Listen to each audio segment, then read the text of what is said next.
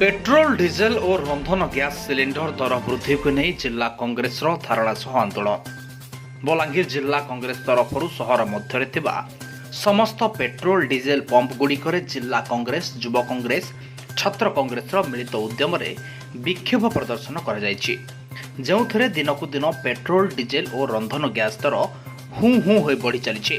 अन्यपटे महामारी corona जोगु lockdown shutdown जोगु लोकों समस्त व्यवसाय धूलिसात हो जाइछि और जीवन जीविका ठप हो पड़ी।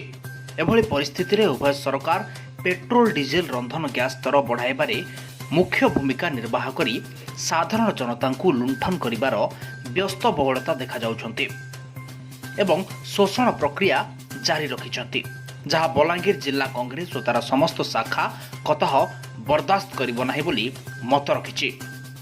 जहाकु नहीं बलांगीर सहर मध्य समस्त पेट्रोल डीजेल रंधन गैस दर वृद्धि हार को नहीं प्रतिवाद करने सहित आंदोलन को ओह्लाइछन्ति।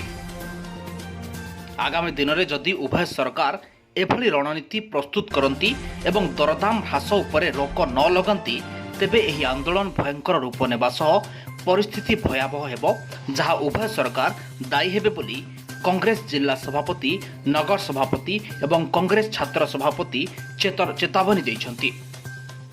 बलांगीर सुमंत पंडा रिपोर्ट, ओडिशा प्राइम टीवी।